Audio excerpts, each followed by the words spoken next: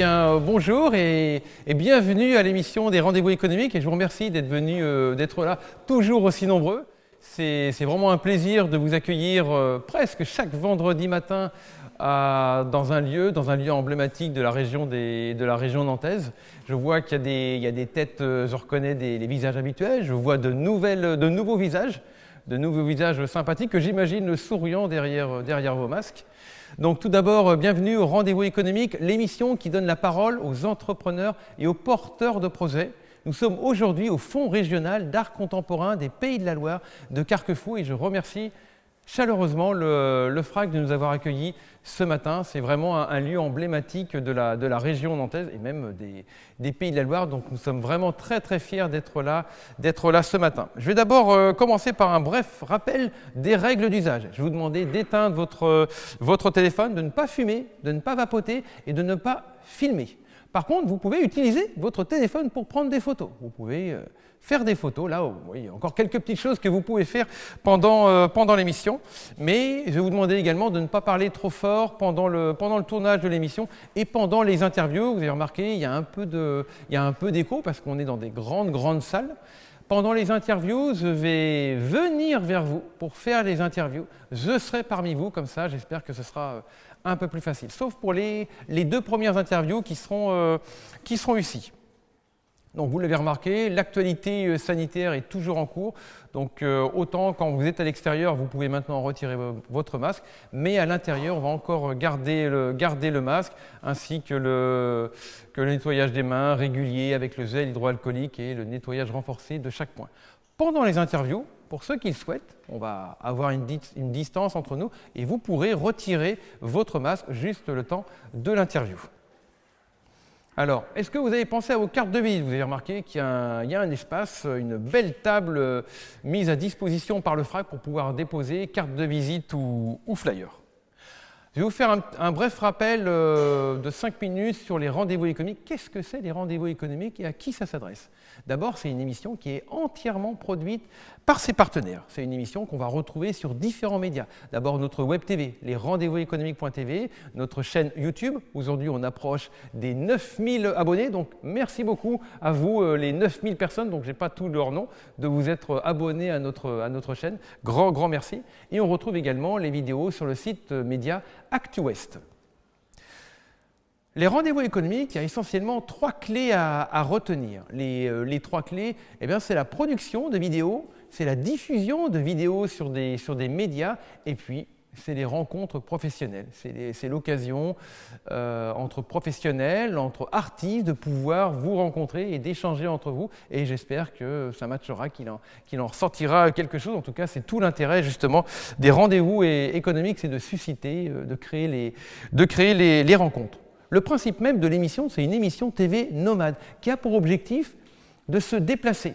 À chaque tournage, à chaque nouvelle émission, un nouveau lieu. À chaque nouveau lieu, un nouveau thème. Aujourd'hui, on est sur le thème de l'artpreneur. À chaque nouveau thème, de nouveaux entrepreneurs qui viennent nous rejoindre à chaque nouvelle émission. Et vous remarquez comme ça, on est à chaque fois dans quelque chose qu'on essaye d'être neuf.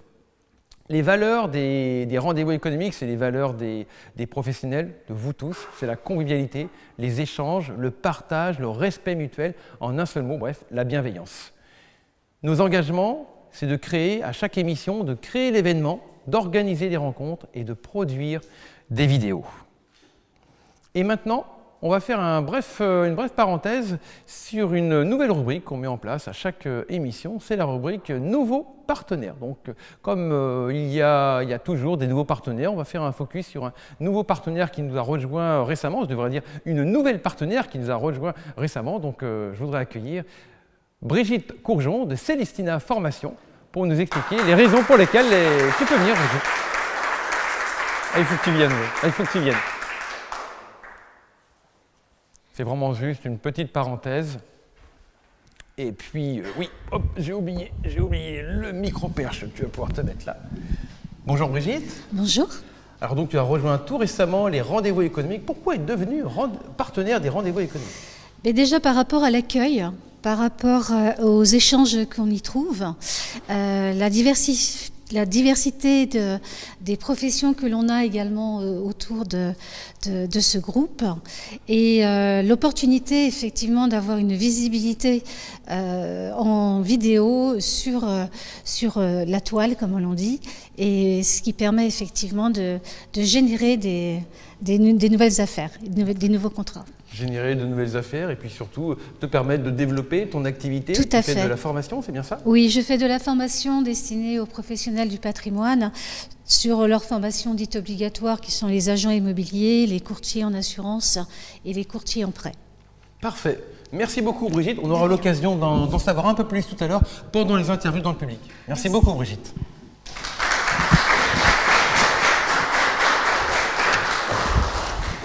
Et maintenant, je vais demander à Emmanuel Martini, responsable de la communication du Fonds régional d'art contemporain des Pays de la Loire, de venir nous rejoindre. Sous vos applaudissements.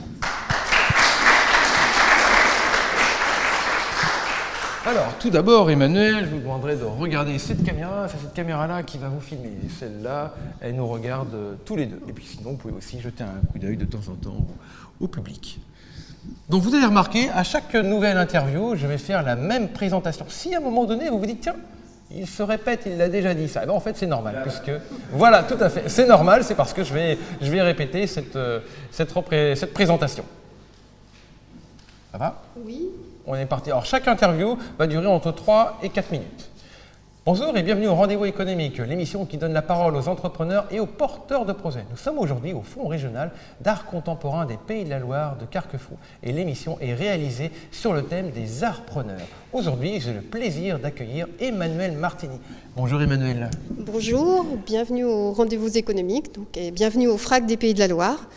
Donc, je vais vous présenter un peu le FRAC des Pays de la Loire. Donc, c'est le Fonds régional d'art contemporain des Pays de la Loire. Donc fonds, ça veut dire collection. Donc le fonds, c'est une collection d'art contemporain. Sous vos pieds, là, vous avez près de 1800 œuvres. Et la deuxième mission du FRAC, donc la première est de constituer une collection. La deuxième est de la diffuser sur l'ensemble du territoire régional. Et la troisième est de sensibiliser le public à l'art contemporain. Alors pour ce faire, on organise des expositions, mais on forme aussi des médiateurs, les personnes qui accueillent dans l'exposition, de manière à pouvoir instaurer un dialogue avec tous nos visiteurs, pouvoir expliquer, pouvoir dialoguer sur les œuvres qu'on présente. Donc le FRAC des Pays de la Loire est à Carquefou, mais est aussi, on vient d'ouvrir une nouvelle antenne, un lieu d'exposition à Nantes, au hangar à bananes. Donc le FRAC des Pays de la Loire a un nouveau lieu. Donc non seulement ici, où les expositions vont être tournées plus autour de la collection, et des métiers autour de la collection. Qu'est-ce que la restauration? Comment on monte une exposition? Comment on peut réfléchir une exposition thématique? Voilà, tout ça autour vraiment de la collection. Et au FRAC à Nantes, ce seront des expositions avec d'invitations avec des artistes, soit de jeunes artistes émergents. Donc ça, on y tient beaucoup parce que les FRAC, quand même, ont été là depuis 1982, lors de la loi de décentralisation. Ils sont financés par l'État et la région. Et le but du jeu, quand même, c'est de soutenir la création contemporaine. Donc inviter des jeunes artistes à créer dans un lieu, c'est très important. Ça leur permet d'avoir une visibilité. Et on accueille aussi des artistes de renommée internationale. Cet été, au FRAC à Nantes, il y aura l'artiste Rinus van de Velde, qui est un artiste belge qui réalise des énormes dessins. Il y en a qui font plus de 4 mètres sur 2. Voilà, et il arrive à passer dans la salle en fusain. Donc voilà, donc ce sera au FRAC à Nantes. Cet été ici, on aura toujours l'exposition de Claude Kloski. Donc 88 artistes, 99 œuvres dans la salle d'exposition ici à Carquefou. D'accord, effectivement, ça fait beaucoup d'œuvres. Sur quelle idée est né le FRAC? Alors c'était en 1982, la loi de décentralisation de Jacques Lang, qui a demandé en fait à chaque région, donc 23 régions, donc il y a 23 FRAC, de pouvoir commencer à constituer des collections d'art contemporain. À l'époque, la France, on peut dire, la France était vraiment très peu dotée en collection d'art contemporain, à part à Paris, où on trouvait dans les musées en fait quelques œuvres. Ces collections sont très importantes et représentent quand même la 3e plus grande collection en France d'art contemporain. On met tous les FRAC ensemble réunis. Donc c'est quelque chose de très important. D'accord, ouais. Parce que c'est le patrimoine de chacun. Comme on est financé par l'État et la région, ces œuvres appartiennent à l'ensemble des Français. Ok. Donc vous soutenez tous les artistes, donc vous l'avez dit, vous soutenez les artistes internationaux, vous soutenez aussi les jeunes artistes. Comment est-ce que vous faites pour choisir tel ou tel artiste? Comment ça se passe? Alors il y a un commissariat qui est organisé par la directrice et parfois elle associe des commissaires extérieurs. Alors un commissaire, c'est quelqu'un qui réfléchit en fait sur un thème donné pour une exposition. Donc la directrice, en fait, son travail, c'est d'aller aussi voir partout les artistes, les expositions qui se font en France et à l'étranger, de pouvoir repérer des artistes qui seraient intéressants à inviter dans nos expositions. Donc c'est comme ça que se font aussi les invitations aux artistes. Pour les artistes émergents, c'est vrai qu'il y a quand même un gros travail quand même pour aller dans les ateliers d'artistes, voir leur travail, pour aussi repérer les nouveaux talents qu'on pourrait inviter. D'accord. C'est ce qui est le plus difficile, j'imagine, de repérer les nouveaux talents. Je ne sais pas si c'est difficile, en tout cas c'est toujours un plaisir donc de découvrir des artistes. Et puis c'est vrai qu'ici on est dans les rendez-vous économiques, c'est vrai que parfois nous aussi on fait appel aux entrepreneurs parce que les artistes ont parfois besoin d'une technique pour produire leurs œuvres que nous on n'a pas. Donc on fait appel aux entrepreneurs parce qu'ils font de l'inox, parce qu'ils font des supports, des matériaux, etc. Donc on travaille en étroite collaboration avec eux. Et pour nous c'est très important. Le FRAC des Pays de la Loire a aussi un mécène, qui est l'entreprise, la fondation d'entreprise Sodebo, qui permet aussi de réaliser quelques expositions, enfin de soutenir quelques expositions dans l'année. D'accord. Aujourd'hui, comment les entrepreneurs peuvent soutenir les artistes? Alors de différentes manières, soit vous pouvez devenir mécène, donc ça c'est super, c'est merveilleux, ou alors vous pouvez aussi collaborer lors d'un projet. On a besoin d'un matériau que vous pouvez avoir, que nous on n'a pas, vous avez une technique, un savoir-faire que nous on n'a pas, on va faire appel à vous. Donc ça pour nous c'est très important et le travail avec les entreprises pour nous c'est presque du quotidien. D'accord. Quelles sont les prochaines expos à voir? Donc, comme je l'ai dit, cet été au FRAC à Nantes, donc dans le hangar à bananes quai des Antilles, il y aura l'exposition de Rinus van de Velde, qui est un artiste belge qu'on a invité, qui a invité lui aussi une artiste qui est belge aussi, qui s'appelle Cathy Eck, et qui a choisi également 5 œuvres de la collection des Pays de la Loire. Donc, ces œuvres vont dialoguer avec les œuvres de la collection qu'il a choisies. Donc, ça va être une très belle exposition. Ici, sera présentée l'exposition de Claude Kloski dès la semaine prochaine. Donc 88 artistes et 99 œuvres. Donc vous avez le temps de passer, de flâner, voilà. De voir ce qui se passe. Donc toujours une personne sera là pour vous accueillir et parler avec vous de ce que vous pouvez voir. Si vous avez besoin d'échanger, on est là pour ça. Et ce qui est important aussi, c'est que l'entrée est toujours gratuite. Les médiations sont gratuites, voilà. On ne veut pas ajouter un frein à la découverte de l'art contemporain, un frein pécunier, c'est ouvert à tous. C'est vraiment ouvert à tout le monde. Bon, parfait. Merci beaucoup Emmanuel. C'était Emmanuel, merci. Maintenant, nous allons commencer à réaliser les interviews. Donc, je vais venir parmi vous pour faire ces interviews. Et je vais d'abord commencer par un sculpteur. Est-ce que vous connaissez un sculpteur monumental qui est parmi nous? Un sculpteur monumental parce que lui-même a réalisé un parc de sculptures monumentales. Et je vais lui demander de venir. Je vais vous demander de vous pousser, je suis désolé. Je vais lui demander de venir nous rejoindre puisqu'il est là. Jean-Claude Lambert, je suis désolé. Bon, vous pouvez juste être là. Voilà. Donc Jean-Claude Lambert, vous êtes le fondateur du parc des sculptures monumentales qui est situé entre Ligné, Mouzeil et Théier à peu près. C'est bien ça? Absolument, oui. Comment est-ce qu'on en vient à créer un tel parc? Il faut aller chercher loin dans l'enfance pour arriver à retrouver des émotions qui nous amènent à trouver la réponse de l'introspection, quoi. Je pense que les aliments contemporains qui sont sur le parc sont les aliments les plus longs aujourd'hui, je pense, existants. Il y a 600 tonnes de granit, de boue. Combien? Un peu plus de 600, oui. C'est énorme. Mais il n'y a pas que ça sur le parc. Le parc qui répond aux besoins de curiosité, de silence. C'est une œuvre qui amène le visiteur à être en recherche entre le tellurique et le cosmique. Il propose aussi un théâtre à ciel ouvert, Il propose un jardin olfactif que j'ai réalisé avec le groupe Yves Rocher, un de mes plus gros clients, et tout un tas d'œuvres anthropomorphiques qui sont présentes sur le site, quoi, et toutes les œuvres à venir. On peut venir, tout le monde peut venir voir ce site? C'est bien le grand bonheur et aussi la grande douleur. Il est gratuit et ouvert en permanence. Gratuit et ouvert en permanence, voilà. Donc c'est un jour et nuit, on peut y aller, quoi. Il n'y a pas de problème avec les risques que ça comporte, à savoir les vols, la dégradation, l'incivilité, enfin voilà, ce qui est classique à tous les parcs, hein. Les gens, d'ailleurs, il y a des gens qui me disent mais on fait ce qu'on veut avec nos impôts, quoi. Donc voilà, j'ai des réflexions comme ça assez basiques, assez primaires et qui sont assez douloureuses. Voilà. J'imagine, oui. Et donc, pouvoir maintenir ce parc, ça doit être extrêmement compliqué? C'est une folie, ça m'amène. Vous parlez des folies si faites ou des folies du 19e, parce que c'est un petit peu le sens, enfin pas le sens, mais on peut faire des croisements d'images avec ça aujourd'hui. Je pense à Robert Tatin, Cossé de Vivien, Robert Tatin que j'ai connu, Ellipse terrestre, etc. Il y a tout un tas comme ça de monuments sur le territoire et un peu partout dans le monde, hein. J'ai eu l'occasion de sculpter dans tous les continents, donc j'en ai vu d'autres comme ça. Et c'est fabuleux, mais en même temps, ça peut être dramatique.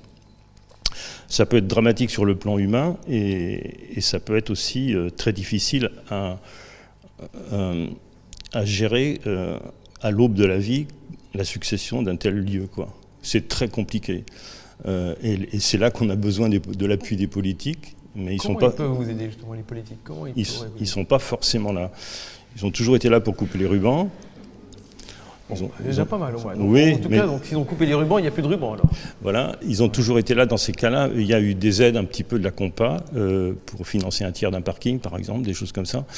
Mais aujourd'hui, moi, je cherche la reprise du parc par peut-être l'association de communes, le département, la région ou l'Europe. On est en attente de réponse. Ou peut-être un mécène qui se dirait effectivement le parc des sculptures monumentales. C'est extraordinaire quand même. C'est assez compliqué, ouais. Je pense que d'ailleurs j'ai envie de rebondir là-dessus parce que les entrepreneurs qui sont là et tous les entrepreneurs du pays ne sont pas assez, je pense, invités à adouber ou à sponsoriser un artiste. Je pense que si les entreprises mettaient un peu d'argent dans un suivi d'une carrière, ça pourrait être tout à fait intéressant. Je pense par exemple à ce que fait Gisèle Burel avec la holding Burel à Châteaubourg. C'est assez fabuleux. Dans son parc, elle a fait des expositions importantes où il y a des artistes d'un peu partout qui viennent, mais beaucoup de Français. Et ça, c'est d'oxygène, quoi, pour un créateur. C'est d'oxygène. Ça, c'est important pour continuer à créer, justement. Pensez donc que pour arriver à faire une carrière artistique, si on se dit qu'à 30 ans, on n'a pas envie que sa vie soit derrière un bureau, j'ai rien contre ça, mais voilà, c'est un choix personnel. On n'aura pas les moyens de financer la caisse d'URSSAF Limousin. Donc pendant une dizaine d'années, on sera sans financer. Et quand on a 70 ans, on se dit, voilà, la retraite ne dépasse pas les 750 €. Alors on fait comment à ce moment-là, quoi? C'est là qu'il y a quelque chose qui ne va pas. D'accord. Il y a un vrai fossé d'incompréhension entre vous et puis les élus. Je pense que les artistes souffrent. Hein. Je prends l'image, par exemple, des Amis de l'Art avec la ville de Nantes. Quand on a perdu l'exposition sur la mezzanine, Nantes ne nous a pas proposé une salle à la hauteur des besoins. C'était la plus grosse association de France. Et aujourd'hui, elle est en train de partir un petit peu en vrille, quoi. Et ça, c'est dommage. C'est vraiment dommage. D'accord. Donc, effectivement, les villes dites capitales, si l'art est capital pour ces villes-là, c'est plus sur des idées commerciales que sur des fondamentaux intellectuels ou idéologiques. D'accord. Aujourd'hui, pour vous aider, la première chose à faire, la plus simple, c'est peut-être déjà de parler du parc, d'aller voir le parc? Oui, mais moi, je ne suis pas venu pour que l'on m'aide, mais je veux bien effectivement que l'on parle du parc. Il n'y a pas de souci là-dessus. La balle est dans le camp des élus et je veux dire, l'histoire est têtue, hein, on se souvient de ce qui se passe, quoi. Voilà. Moi, je me souviens que pendant 20 ans, il faut pleurer, quoi. Et ce qui est contradictoire, c'est que je mène beaucoup d'actions pédagogiques qui, elles, sont financées par la Compa. Je veux dire par là que ma petite intervention et les transports scolaires, eux, sont financés par la Compa, et c'est formidable, et on ne peut que les en remercier, parce que le déclenchement de l'observation, de la sensibilité d'un gamin, ça lui permettra peut-être demain d'appréhender l'art d'une autre façon. C'est-à-dire que c'est un investissement fabuleux, mais je ne parle pas en termes d'argent, je parle en termes d'esprit, quoi. D'accord. Okay. D'émotion. Très bien. Où est-ce qu'on vous retrouve? On peut vous retrouver, donc c'est le parc, c'est sur la route de Ligné qui va de... Le parc est entre Nord-sur-Erdre et Ancenis, dans une région du département où il n'y a pas grand-chose à part peut-être la Loire, les Folies-Siffettes, Oudon, Chantousseau, etc. Et sur Internet Internet, je n'ai pas eu beaucoup de chance avec mes sites sont perdus parce que l'hébergeur n'a pas fait forcément son boulot. Donc je suis très discret chez moi sur le site, un peu taiseux d'ailleurs, mais je le suis d'autant plus sur la toile en ce moment, quoi. Ok, voilà. Et ben on vous retrouvera en tout cas sur les vidéos des rendez-vous économiques. Merci. Merci beaucoup, merci à vous Jean-Claude.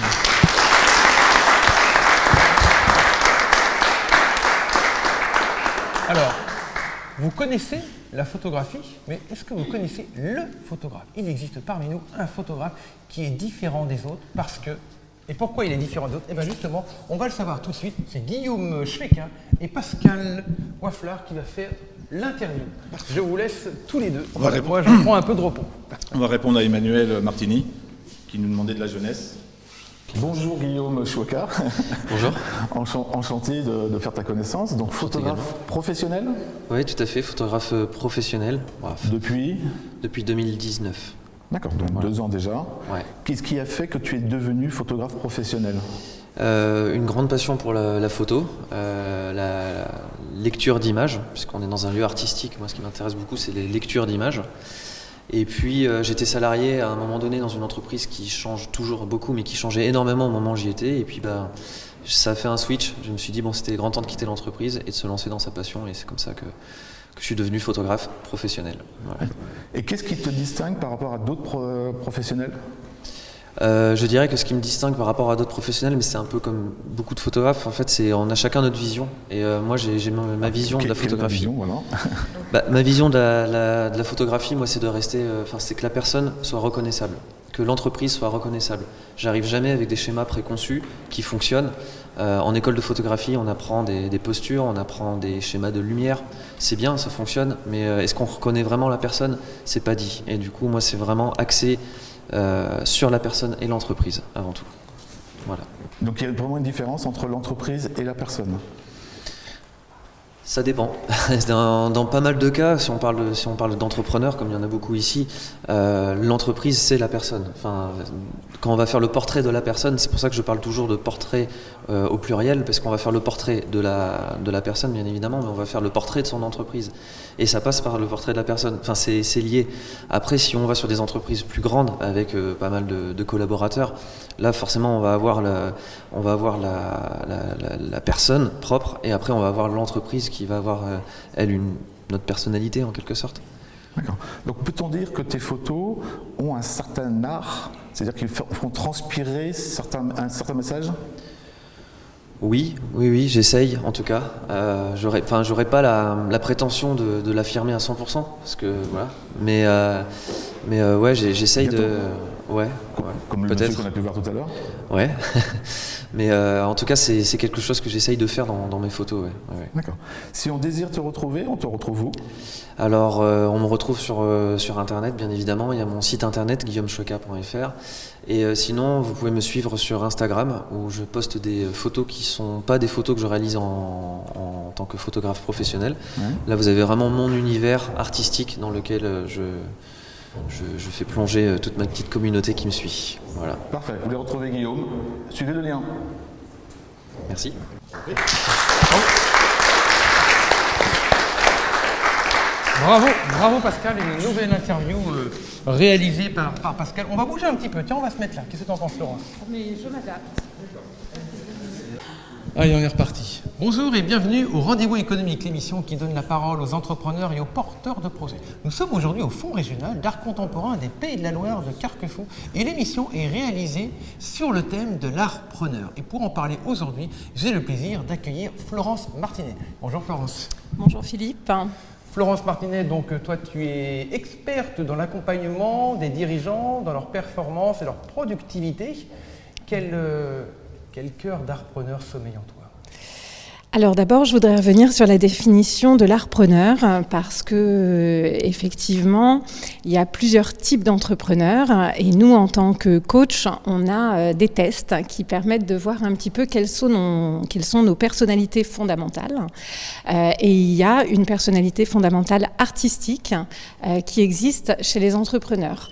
Alors, qu'est-ce que c'est qu'une personnalité fondamentale artistique? C'est une personne qui a pour guide son intuition, ses émotions, qui a le besoin d'innover, qui a le besoin de créer et de sortir du cadre. Donc, moi, j'accompagne en fait beaucoup de gens, sans le savoir au départ, qui ont cette personnalité fondamentalement artistique. Et donc, qui ont une manière d'entreprendre différente, qui est souvent reliée à un haut potentiel émotionnel et qui sortent du cadre. Donc, qui ont besoin d'être accompagnés dans une stratégie et un développement différent. D'accord, besoin d'être accompagné donc, par une personne qui, elle aussi, j'imagine, sort du cadre. Il a une personnalité fondamentalement artistique, certainement. Ouais. C'est pour ça que tu es là et que tu as un tel succès aussi. Alors, dans mon histoire, l'idée au départ, c'était que moi, je voulais faire les beaux-arts et être styliste de mode. J'ai toujours beaucoup dessiné. Je danse aussi beaucoup. Je suis connectée à l'art depuis toute petite puisque mes arrière-grands-parents, il y en a un qui était pianiste et l'autre qui était cantatrice. Donc je pense que j'ai quand même baigné dans pas mal de milieux artistiques et puis parce que j'ai un haut potentiel émotionnel qui fait que voilà, il y a une connexion à l'art. Et dans l'entreprise, le slogan de Florescence Coaching, c'était d'apporter sa couleur au monde et d'être sur sa singularité. D'accord. Comment on arrive justement à concilier les deux? Artiste et entrepreneur, c'est quand même compliqué. En écoutant son être et en étant relié directement à ses sens. Voilà, on a 5 sens. L'idée, c'est d'être relié à ces 5 sens pour pouvoir justement s'adapter aux besoins du client et pas être dans un process. Moi, je suis hors process. D'accord. Toi, tu t'adaptes et justement, tu crées une formation, un process qui permet d'accompagner le dirigeant. L'être humain, l'être humain. Moi, je suis connectée à l'être. Chaque dirigeant a un cœur aussi. Oui, certains, exactement. Ceux qui ont un cœur viennent te voir et ont besoin d'un accompagnant à chaque fois différent. Alors, il y a une phrase qui dit que celui qui travaille avec ses mains est un ouvrier, celui qui travaille avec ses mains et sa tête est un artisan, celui qui travaille avec ses mains, sa tête et son cœur est un artiste. Et moi, je dis toujours que j'ai choisi effectivement de travailler avec ma tête, mes mains et mon cœur pour mettre tout ça au service de mon art qui est celui de croire en l'homme. D'accord, bravo. Celui de croire en l'homme. Et si on veut croire en Florence, où est-ce qu'on te retrouve? Alors, on la retrouve sur LinkedIn. Donc, il y a une page Florescence Coaching et puis après, il y a mon profil personnel, Florence Martinet, coach professionnel. Et puis aussi un site internet www.florescence.coaching.fr. Enfin, c'est florescencecoaching.fr. Ok, florescencecoaching.fr si, comme moi, vous avez été convaincu par Florence. Merci beaucoup, Florence. Bonjour Stéphanie Lebris. Bonjour. Qui êtes-vous? Alors, je suis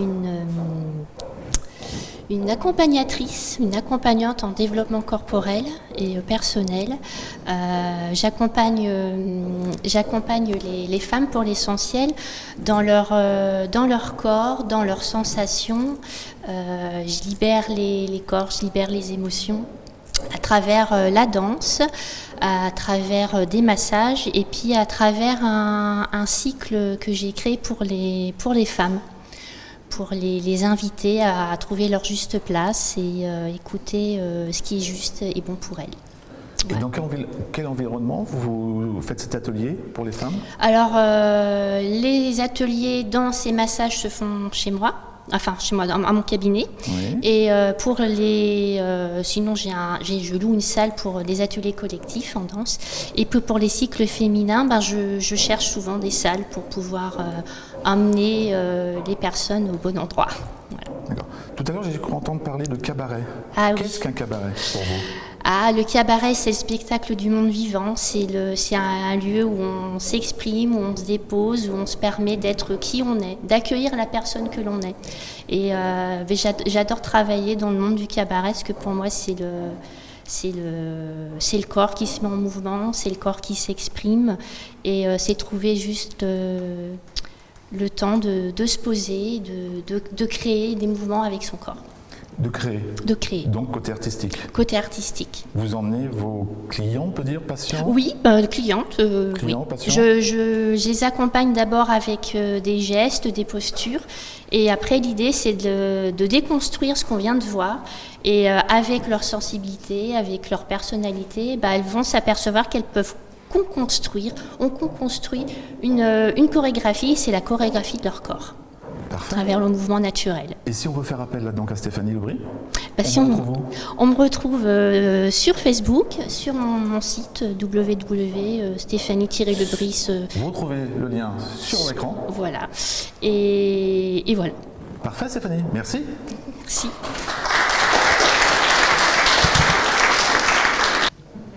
Elle est experte en formation, elle a créé Célestina Formation. Je vous demande d'accueillir Brigitte Courgeon sous vos applaudissements. Rebonjour Brigitte. Bonjour. Alors je vais quand même refaire la présentation de tout à l'heure. Bonjour et bienvenue au Rendez-vous économique, l'émission qui donne la parole aux entrepreneurs et aux porteurs de projets. Nous sommes aujourd'hui au Fonds régional d'art contemporain des Pays de la Loire de Carquefou et l'émission est réalisée sur le thème des artpreneurs. Et pour en parler aujourd'hui, j'ai le plaisir d'accueillir Brigitte Courzon. Bonjour Brigitte. Bonjour. Alors on est sur le thème de l'artpreneur. Quel artpreneur sommeille justement dans une personne dont l'expertise est sur la formation ? Eh bien, tout simplement dans la valeur ajoutée des formations à réaliser, surtout sur des formations comme je peux le proposer dans le domaine de la finance en général, qui est un domaine déjà assez lourd, avec beaucoup de techniques, de pouvoir effectivement alléger les formations présentielles avec de l'art, avec une façon de s'exprimer, de faire intervenir et interagir ces professionnels du patrimoine que je reçois pour pouvoir apporter une légèreté tout avec de la technicité pour apporter effectivement le résultat escompté. D'accord, c'est important cette légèreté parce que justement ça permet aussi aux participants, j'imagine, d'avoir du recul sur la formation. Oui, complètement. Alors du recul et également par rapport à des supports, on va faire des jeux, on va être dans le jeu, dans le ludique, même si ce sont réellement des professionnels aguerris qui sont en activité, ça permet effectivement d'apporter de la souplesse tout en apportant l'expertise attendue sur le thème en particulier évoqué. D'accord, le thème évoqué, justement, donc on parle de l'artpreneur. Comment est-ce qu'on arrive à concilier les deux, à rester soi-même artiste et en même temps faire de la formation axée sur les finances? C'est pas ça. Tu utilises peut-être des outils spécifiques? La PNL. PNL. Voilà, parce que je suis coach certifié également en PNL. Donc la PNL intervient énormément dans la façon d'être, dans la façon de recevoir et d'accueillir les émotions, accueillir la formation, la technique. Et puis, dans le fait, effectivement, d'interagir, de pouvoir créer quelque chose qui permette d'apporter à tous et que tous puissent aussi retraduire par rapport à leur expérience. D'accord. Tu peux nous rappeler ce que c'est la PNL? C'est la programmation neurolinguistique. D'accord, la programmation neurolinguistique. On est un petit peu loin du côté artiste. Oui, mais ceci dit, on a quand même des passerelles très très fortes, puisque là, on va jouer sur du cognitif, sur les émotions, sur tout ce qui entoure effectivement l'être et la façon d'accueillir. D'accord. Ça signifie aussi faire des formations avec un petit nombre de personnes, j'imagine? Oui, tout à fait. Donc, ce sont des modules qui sont à peu près entre 8 et 10 personnes maximum pour effectivement avoir un échange constructif et qu'on puisse jouer sur les vibrations. D'accord. Et donc tu arrives à t'adapter à chaque personne ou alors tu demandes à chaque personne d'avoir déjà un cœur d'artiste? Non, pas du tout. C'est simplement les surprendre. Les surprendre, les bousculer dans leurs habitudes, de laisser leur téléphone. Déjà, Et c'est pas voilà, évident, ça. et de leur faire vraiment percevoir les vibrations qu'on est tous et pouvoir effectivement se rencontrer à un moment donné pour échanger. D'accord, se rencontrer pour échanger. Et justement, pour se rencontrer, on te retrouve sur Internet, où ça? Alors, on me retrouve bien évidemment sur Internet, sur le site celestinaformation.fr, sur LinkedIn également. Voilà, tout simplement. Ok, parfait. Merci beaucoup Brigitte. C'était Brigitte Courget. Merci. Bonjour Nicolas Ricky. Bonjour Pascal. Enchanté. Donc tu es là pour nous présenter un peu ton activité qui est dans le domaine de la Retraite. Nous sommes un cabinet de conseil et d'optimisation retraite. On existe depuis 10 ans. On rayonne quasiment sur toute la France. On est une équipe en tout de 33 personnes au sein du cabinet. Et nous accompagnons tous les profils sur le sujet de la retraite et nous travaillons exclusivement sur les régimes obligatoires. On ne vend aucun produit d'épargne financier. On intervient sur les régimes obligatoires et il y a bien assez de travail à faire sur ce sujet-là. Alors moi qui suis jeune, je ne connais pas encore la retraite, mais la retraite me paraît très cartésienne, alors que là on est au FRAC. Quel est le côté artistique de la retraite? Alors la retraite, je ne sais pas si c'est artistique. De ton côté, à toi? Alors de mon côté à moi. Tu es un vrai artiste? Je suis un vrai artiste. Oui, on peut dire ça comme ça. Peut-être dans ta présentation? Dans ma présentation, le plus important dans notre manière de travailler, c'est que avant de faire un constat, il faut d'abord regarder comment a été enregistrée votre carrière au niveau des caisses de retraite. Et il y a différents rapports de compte successifs depuis des années qui montrent que beaucoup de personnes partent à la retraite concrètement et se font léser par les caisses de retraite, ne touchent pas leur juste pension auquel ils ont cotisé toute leur vie. D'accord. Voilà. Donc c'est bien ce que je disais, c'est ta façon de présenter la retraite, côté un petit peu non cartésien. Non cartésien, non. D'accord, pour présenter le produit qui convient à tes clients. Alors en fait, comment on travaille? On travaille en 3 temps, ouais. Le passé, le présent et le futur. Sur tout ce qui est passé, on va vérifier que tout ce qui est derrière vous a correctement été fait. Pour cela, on va reconstruire la carrière de nos clients à partir de leurs documents de carrière et non pas des relevés de carrière que peuvent vous envoyer les caisses. Il y a énormément d'erreurs. Donc la base de notre travail, au-delà de donner des conseils et de faire de l'optimisation, c'est de vérifier que les fondations sont bonnes. Et ensuite, on va travailler sur le scénario souhaité par notre client et lui montrer les différents chemins qui vont s'ouvrir à lui à un moment donné. Quand on est dirigeant, à un moment donné, on aura des choix à faire et des arbitrages. Et il faut prendre le bon chemin pour éviter de perdre du temps et surtout perdre de l'argent. Donc là, on peut tous voir que tu es vraiment un spécialiste de la retraite. Donc si on veut te retrouver, on te retrouve où? Alors, on a un site qui s'appelle www.caliretraite.fr et on a une page Facebook et une page LinkedIn, tout à fait. Parfait, génial. Merci à vous. Au revoir. Bonjour et bienvenue au Rendez-vous économique, l'émission qui donne la parole aux entrepreneurs et aux porteurs de projets. Nous sommes aujourd'hui au Fonds régional d'art contemporain des Pays de la Loire de Carquefou. Et l'émission est réalisée sur le thème des artpreneurs. Quel cœur d'artpreneur sommeille en vous? Et pour en parler aujourd'hui, j'ai le plaisir d'accueillir Raphaël Zamora. Bonjour Raphaël. Bonjour. Donc vous êtes artiste peintre, c'est bien ça? Oui, tout à fait. J'imagine que le côté artistique, vous l'avez forcément? Ouais, c'est quelque chose qu'on cultive que je cultive depuis longtemps en tout cas. Et puis c'est vrai que même si on peut avoir un parcours chaotique, c'est quelque chose qui reste un fil tendu et conducteur d'une envie, d'une carrière. Après, D'accord. Comment on devient artiste peintre? Je pense que beaucoup de gens le sont depuis petit, on l'est tous depuis l'enfance. Oui, c'est quelque chose qui... on a tous dessiné, on a tous pris des choses et pris plaisir à concevoir, à imaginer, à faire des choses.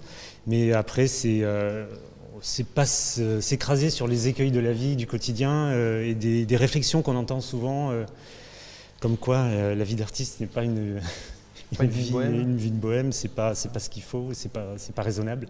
Et si, c'est très raisonnable et puis c'est passionnant et ça porte loin et c'est formidable. C'est un métier de passionné. C'est un métier de passionné, même si il y a des déconvenus, même si le monde actuel n'est pas forcément celui qui porte le plus les artistes et qui les encourage et qui fait que ça serait une profession qui pourrait être vraiment plus partagée et puis un engagement qui pourrait être plus partagé.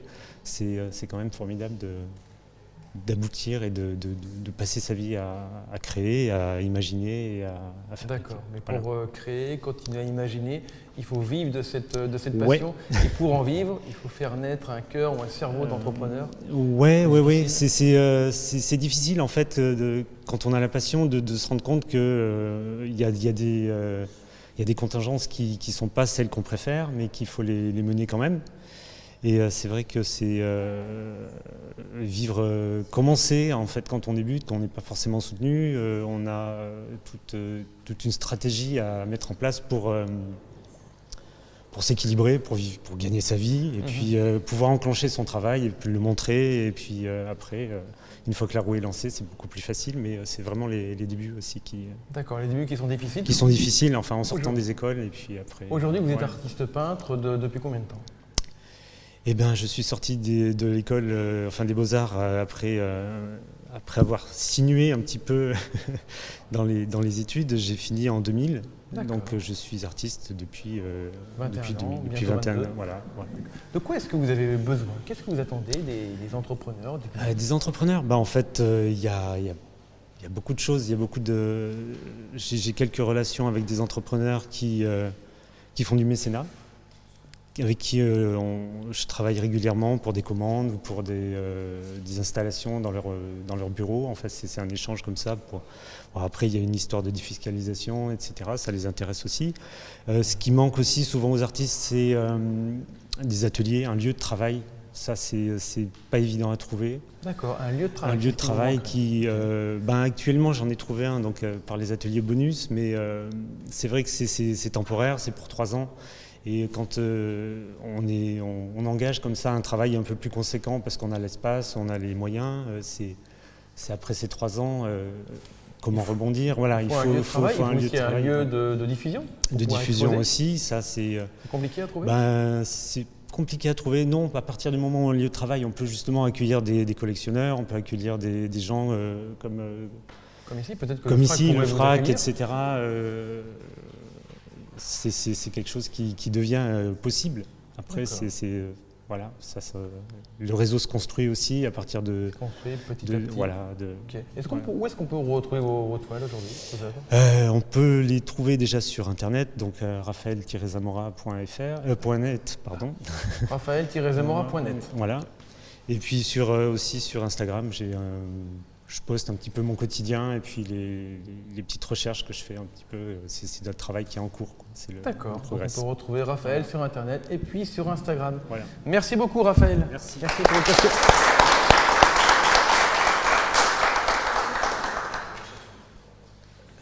Pascal, tu reprends la main pour... on voudrait en savoir un petit peu plus sur Alexandra Bonbon. Qui est Alexandra Bonbon? À quoi ressemble Alexandra Bonbon? Eh bien, la voilà. À quoi elle ressemble là? On va peut-être bouger un petit peu. Je vous propose d'aller par là. Quand tu es là, derrière, on voit tous les gens qui passent et qui se dirigent vers le point café. Donc, tu vois. Bonjour Alexandra Bonbon. Bonjour. Qui êtes-vous? Alors, je suis coach et formatrice en management, commerce et communication. Et j'interviens auprès des dirigeants, entrepreneurs, managers, notamment autour de tout ce qui est lié aux transformations et à l'évolution professionnelle. Transformation de l'entreprise, de la personne, des deux? Bonne question. Les transformations, je dirais, à la fois effectivement personnelles, ça peut être au niveau d'un service, au niveau d'une entreprise, et je vais intervenir sur les freins qui peuvent être... je vais reprendre. Coupé. Désolée, je suis un peu stressée. Mais non, mais... Donc ma question était, vous intervenez sur la personne, l'entreprise? Alors j'interviens au niveau d'une personne, d'une entreprise ou d'un service. C'est toujours en lien avec un objectif précis, donc souvent en rapport avec l'évolution professionnelle et puis tout ce qui est en lien avec la transformation, le changement, ce qui va permettre d'atteindre un objectif précis. Et pour atteindre cet objectif précis, la transformation, elle va sur quoi? Elle va sur de l'innovation de la personne, sur la transformation, la créativité de la personne. Qu'est-ce que vous allez chercher chez la personne pour transformer? Ça va dépendre de chaque personne, parce que chaque personne est unique, n'est-ce pas? Donc on va déjà faire un état des lieux global, et puis donc on va travailler sur finalement le chemin à parcourir, la route, quels sont les freins, quelles sont les opportunités, quels sont les obstacles.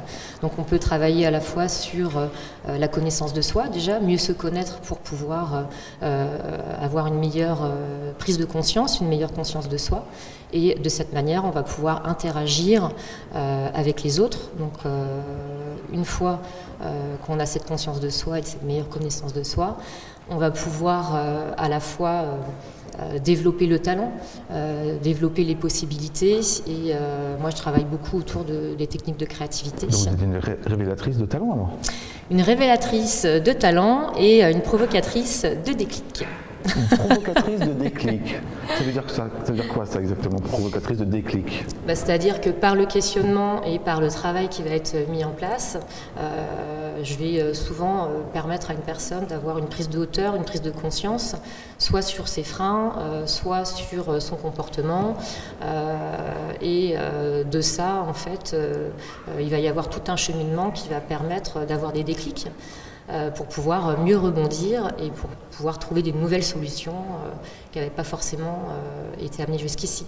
En fait, chaque personne a une façon de penser. Parfois, ça tourne un peu en boucle, et c'est bien pour ça qu'on n'avance pas ou qu'on ne trouve pas forcément de nouvelles solutions. Donc l'idée, c'est de pouvoir accompagner justement cette personne et travailler autour de tout ce qui est créativité et en fonction de son mode de fonctionnement, aller chercher d'autres façons de faire qui vont l'amener à trouver de nouvelles solutions pour pouvoir effectivement rayonner, se déployer,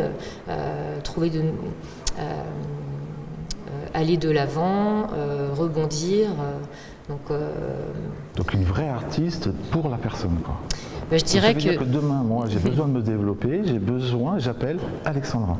Alors, il y a à la fois le développement, effectivement, de talent personnel, le développement d'activités en termes d'entreprise aussi, parce que je travaille aussi beaucoup sur tout ce qui est lié à la performance. Et ça peut être sur de la prise de hauteur, avoir besoin de recul et de prise de hauteur dans le cadre de prise de décision, par exemple. Et puis sur l'équilibre vie pro, vie perso, à savoir comment je compile et comment je fais pour... Une activité très riche. C'est une activité très riche. Et si on veut vous retrouver, Alexandra, on vous retrouve où? Alors, vous me retrouvez sur LinkedIn et sur mon site, bonrebond.fr. Vous trouvez le site, bien sûr, sur l'écran. Merci Alexandra. Merci.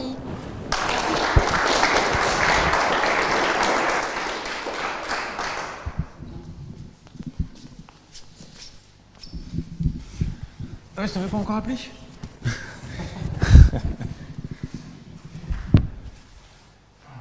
Il est beau, il est bon, il a créé la cuisine qui vient à domicile avec son camion. Il vient vous retrouver et il vient vous présenter tout un tas de cuisines qui tiennent dans son camion. Comment est-ce qu'il fait ça? Eh bien, on va le découvrir tout de suite. Didier Leroy, sous vos applaudissements.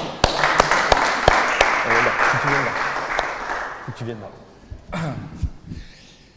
Je vais d'abord faire ma présentation. Oui.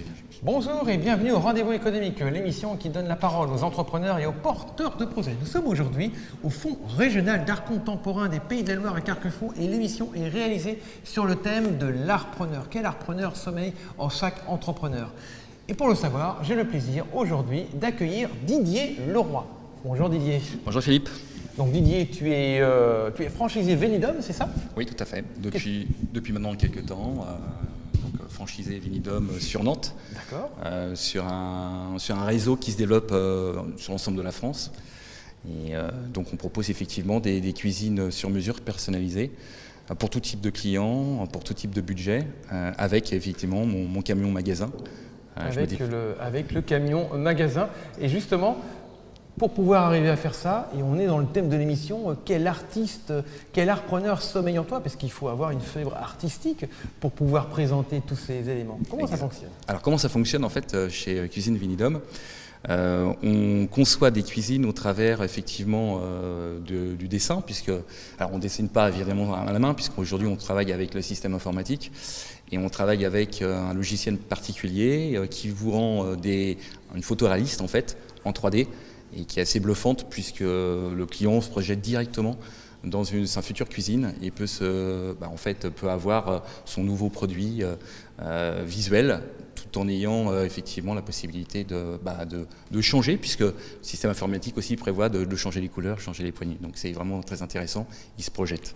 D'accord, et ça c'est vraiment un des points forts de ton activité, j'ai pu le voir moi-même. Donc on a notre cuisine et on peut... d'un petit coup de main, d'un revers de la main, on supprime la cuisine, la nouvelle appareil, on voit qu'elle s'intègre parfaitement avec les coloris. Et toi, tu es là pour justement conseiller les gens pour pouvoir mettre en place le meilleur coloris qui ira dans l'ensemble de la maison. C'est bien ça. Alors, on fait ça, on fait aussi par moment des nouveaux agencements pour les cuisines, on pousse les murs, on agrandit effectivement les meubles. D'accord. Tout ça. Supprime les murs peut-être même. Par moment on supprime les murs. Alors les murs, plafond. Alors peut-être pas forcément les plafonds, mais les murs oui. Oui, en fait, on modifie la configuration du lieu, de la pièce, pour pouvoir agrémenter effectivement la cuisine que souhaitent les clients en fonction des couleurs, des coloris, des accessoires qu'ils souhaitent en fait. D'accord, ok. Et donc, comment est-ce que tu en es arrivé à ce métier? Qu'est-ce qui t'a passionné? Qu'est-ce qui t'a intéressé dans ce métier? Alors, ce métier, en fait, est valorisant sur plusieurs points. La première, c'est qu'en fait, on fait de la cuisine, évidemment, on a le système de l'art, en fait, l'artistique, au travers des dessins. Ça, c'est super intéressant, de pouvoir mettre en exergue une cuisine sous forme informatique et de faire plaisir aux clients, sachant qu'ils ne l'ont pas tout à fait encore. La deuxième chose, c'est que en fait, l'amour en fait de la cuisine, c'est aussi derrière, c'est des produits à valeur ajoutée, des produits nobles, le bois, la pierre, l'acier, la céramique, des choses qui sont vraiment très intéressantes et qu'on met aussi en exergue quand on fait une cuisine. Et également aussi la cuisine par elle-même, faire la cuisine, c'est quelque chose aussi qui m'intéresse.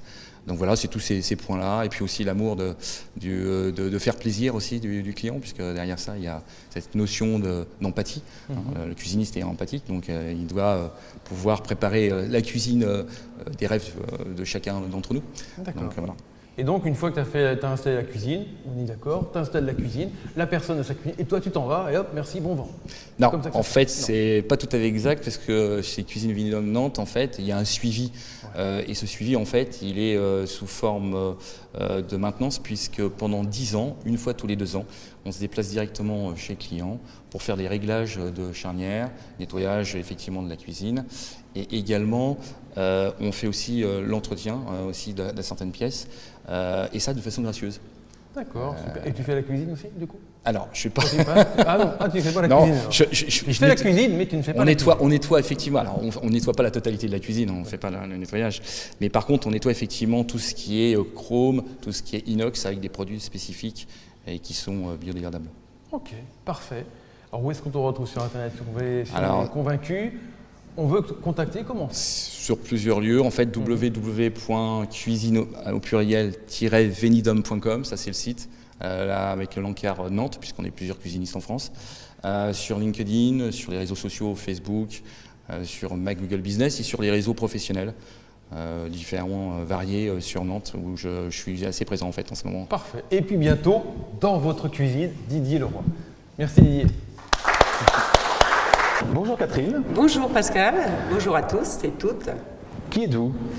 Alors je suis donc Catherine Launay, j'ai une structure qui s'appelle Audace et Changement. Donc je pratique le coaching, l'accompagnement professionnel, c'est mon cœur de métier, donc le coaching individuel et coaching d'équipe. Et surtout, aujourd'hui, je voudrais vous parler de l'autre aspect de mon activité qui est la formation sur ce qu'on appelle les soft skills, les formations relationnelles et comportementales, et entre autres des formations sur la voix, prendre sa place grâce à sa voix. et qui devient indispensable, on va dire, par cette époque Covid et post-Covid, j'espère, avec l'usage de la visioconférence et l'absolue nécessité de se faire comprendre, entendre et convaincre ses interlocuteurs, que ce soit en direct, en visio ou avec le masque, ce qu'on illustre très bien aujourd'hui. Donc ces formations-là, je les ai montées avec une collègue, nous les co-animons, et elles reposent sur la prise de conscience de sa voix, que la voix repose sur le souffle, repose sur le corps, et que nos émotions, bien évidemment, s'invitent lorsque nous parlons, et à certains moments, nous coupent le sifflet, n'est-ce pas, ou bien nous font bredouiller, nous font accélérer notre temps de parole. Donc voilà, formation à la prise de parole sur 2 jours consécutifs, un jour séparé d'un autre jour. Et je veux juste dire qu'avec cette collègue, nous la pratiquons déjà depuis quelques années. Et nous sommes en train de créer un site internet qui va s'appeler « Ma voix, c'est moi », mais qui n'est pas encore en ligne. Et je vous avertirai du lancement en temps utile. Mais chacun a besoin de prendre conscience que sa voix est unique et que c'est elle qui conditionne l'image que les autres se font de nous en première intention. Vos formations, si j'ai bien compris, il y a aussi des ateliers basés un petit peu sur le théâtre, parce que vous m'avez fait une petite démonstration lorsqu'on s'est eu.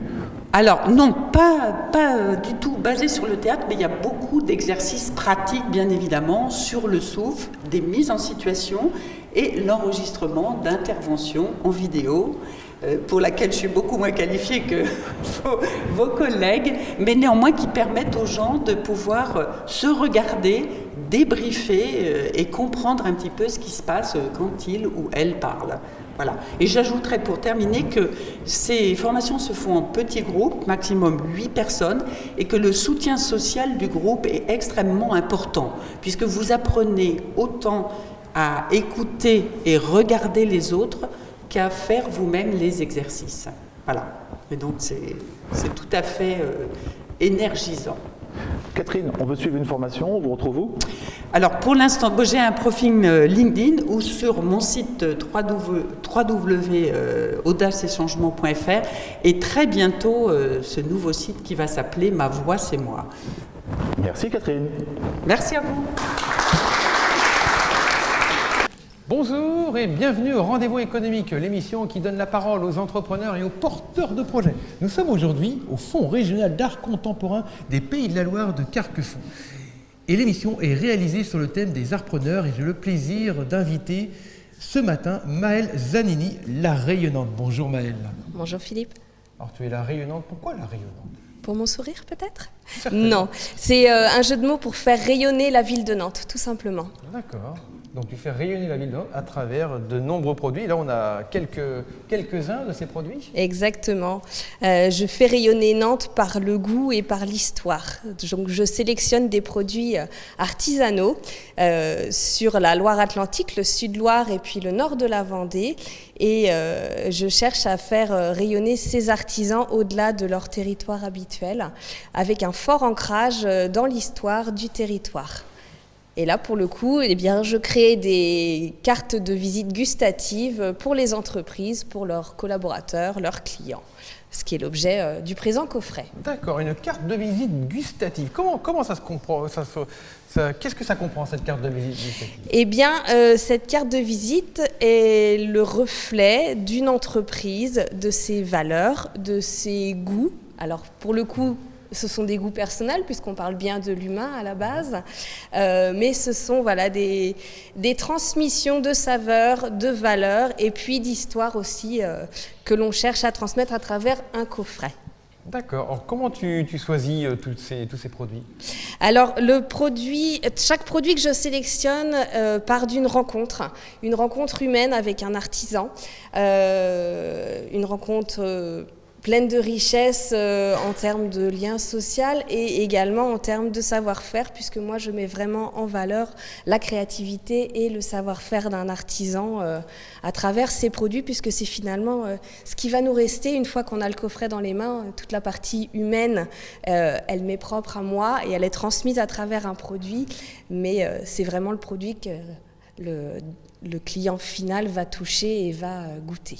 Tout à fait, mais qui met quand même en valeur ta fibre artistique. J'imagine qu'il y a un peu du cœur artistique de Maëlle à travers chacun de ces produits.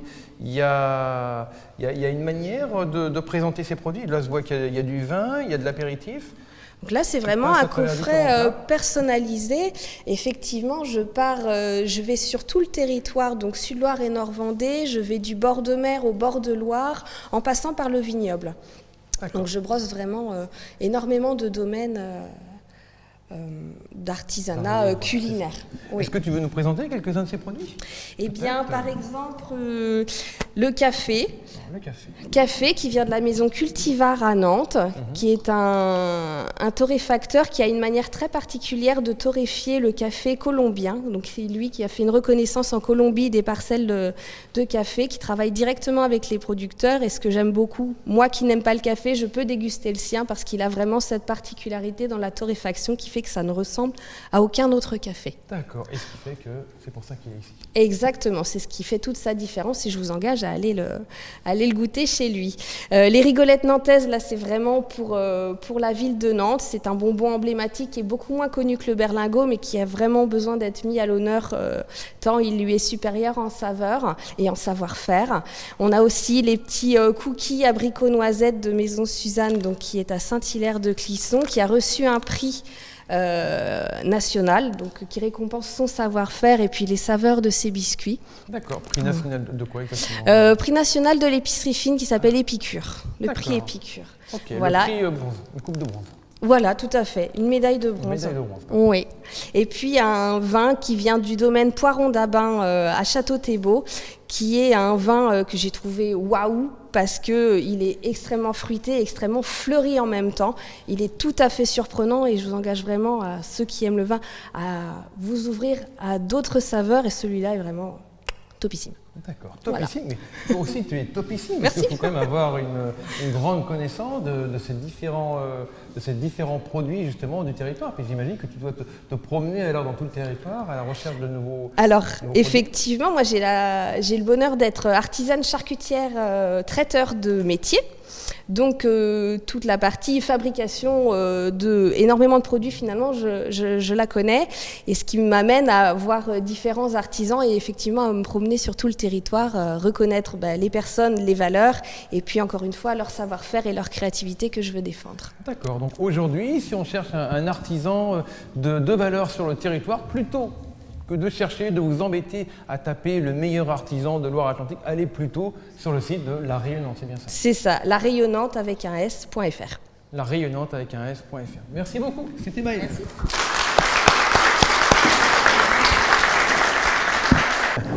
Bonjour Bruno Guillet. Bonjour Pascal. Qui es-tu? Alors qui je suis? Bruno Guillet, comme je dis à chaque fois, donc je suis vendéen, un vendéen qui... Un vrai vendéen? Un vrai vendéen, oui, avec du sang vendéen, oui, qui est parti dans l'Anjou. Oui. On dit l'Anjou, l'Anjou, les Mauges, la Grande Vendée. Et en fait, j'ai créé mon entreprise après avoir démissionné à 44 ans de mon métier d'artisan menuisier. Et j'ai créé une entreprise, je suis devenu artisan de l'air. Artisan de l'air. C'est ça, oui. Qu'est-ce que l'artisan de l'air? Alors l'artisan de l'air, c'est qu'en fait je travaille avec l'invisible, parce que je me suis spécialisé en même temps dans la géobiologie. Donc la géobiologie, c'est l'art aussi d'harmoniser un lieu, au niveau tellurique et cosmique aussi. D'accord. Et donc c'est de mettre en sécurité les habitants d'un lieu pour leur bien-être et leur santé. Donc évidemment, la première chose qu'on respire, leur premier aliment, le premier aliment qu'on respire, c'est l'air. Bien sûr. Et là, on dit que l'air est le premier aliment, l'air pur, le premier médicament. Et comme on dit aussi que l'air intérieur est 5 à 20 fois plus pollué que l'air extérieur et qu'on y vit 80 à 90% de son temps. Surtout avec le confinement? Surtout le confinement, mais même avant. D'accord. Et j'avais dit il y a 5 ans qu'un jour, on portera des masques en milieu intérieur. Donc tu es visionnaire? Un peu, oui, peut-être, ouais, c'est ça, on me le dit souvent. Et donc, pour... changer l'air d'une maison, mais quoi de mieux que d'utiliser des purificateurs d'air sans filtre, qui sont éco-responsables, qui sont produits en plus dans la région, mais qui reproduisent aussi ce que la nature fait, parce que la nature est un art, c'est de reproduire un système de purification qui n'utilise pas de filtre. Donc je reproduis ce qui se passe dehors dans la maison, avec des appareils en plus qui sont conçus et éco-conçus par des artistes. Par des artistes locaux? Français. Français, c'est ça. D'accord. Donc c'est ce petit appareil, donc C'est un designer qui a fait ça, donc il avait un côté artiste dans sa tête justement, parce que des fois les objets, il faut aussi les oublier dans sa maison. Donc j'ai des clients, quand je leur dis vous allez mettre un purificateur d'air, vous allez l'oublier. Et en fait, souvent, c'est la femme de ménage qui leur rappelle c'est quoi ce truc. En fait, on l'oublie. En fait. D'accord, donc tu fais appel à des artistes pour mettre en... Alors moi, je ne fais pas appel à des artistes, c'est l'entreprise avec qui je travaille qui fait appel à des artistes. Mais après, le côté artistique... Mais toi, tu le mets en avant. Voilà, je le mets en avant. Puis le côté artistique, c'est que comme je suis aussi un ancien artisan de l'air, mais aussi j'adore faire du pain. Donc pour rebondir, on entend souvent parler du chanvre. Donc, parce que moi, je t'appelle Monsieur Chanvre. Bah oui, c'est ça, c'est que j'ai créé un masque en chanvre, parce qu'en plus, le masque en chanvre est arrivé à moi. On est bien d'accord, pour ceux qui ne connaissent pas, c'est complètement naturel. Complètement naturel, c'est du cannabis, mais c'est le cannabis sativa L, qu'on peut consommer, il n'y a aucun problème, il n'y a pas de tache dedans. Donc j'ai créé un pain au chanvre.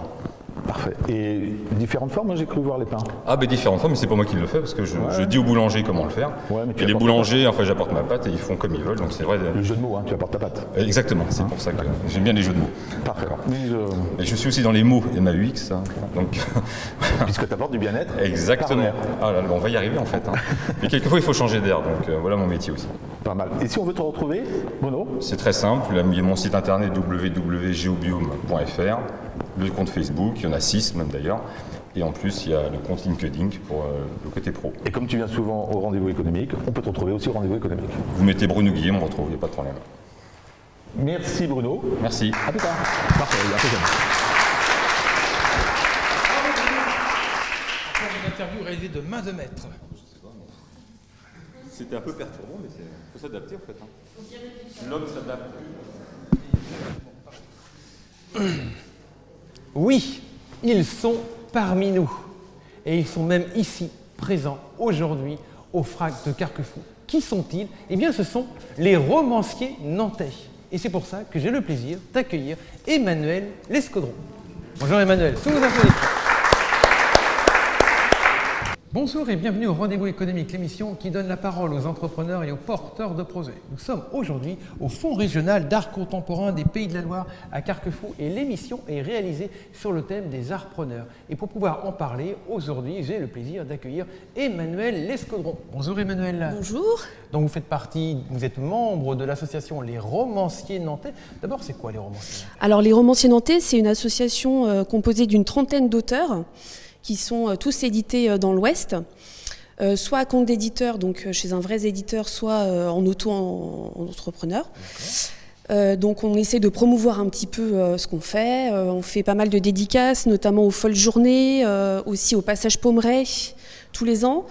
Donc on échange, en fait, on essaye de parler de nos difficultés par rapport au fait de se faire éditer, mais aussi d'échanger entre nous, de se donner des contacts, voilà, d'essayer d'avancer ensemble et d'être plus fort ensemble. Voilà, d'échanger, de partager aussi cette passion qui nous anime.